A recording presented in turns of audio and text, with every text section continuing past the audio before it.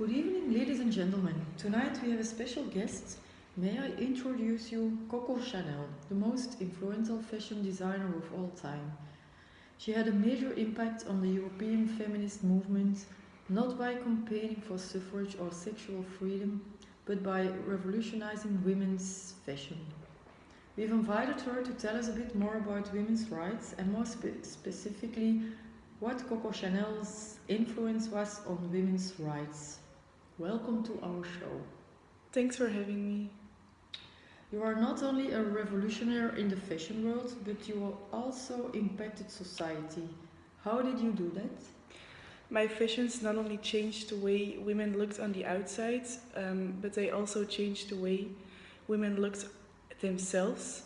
Being a woman in a male-dominated world is hard enough, so I wanted to come up with something different. I wanted to break the rules with a world where elegance and comfort go hand in hand. Following World War I, Europe experienced a drastic change in social norms and accepted values, which created a perfect environment to encourage your radical designs.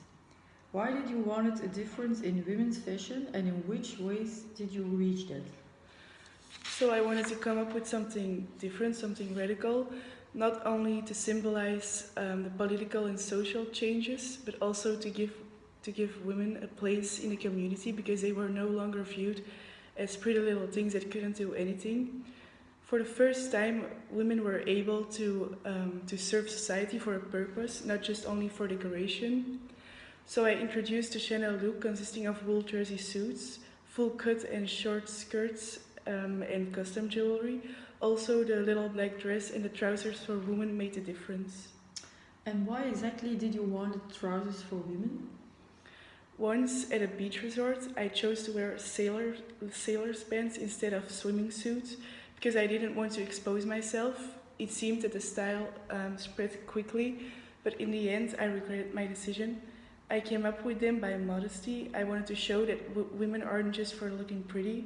I created them to be equal to men, and that women were not necessarily a sex object. When did your success begin? At the start of World War I came up with a working costume. It was designed for French women that assumed the jobs of men fighting in the war.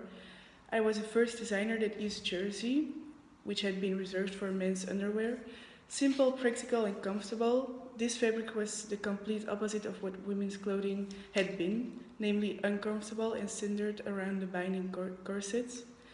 This decision and my desire for comfort led to the start of a fashion revolution, in which practicality and comfort replaced frivolity and tradition. What advice do you have for women looking for an outfit? Your clothes should not define who you are. They should be an insight into your personality, and your clothes should not be your integrality, only the background to who you are. Thank you so much for your being here.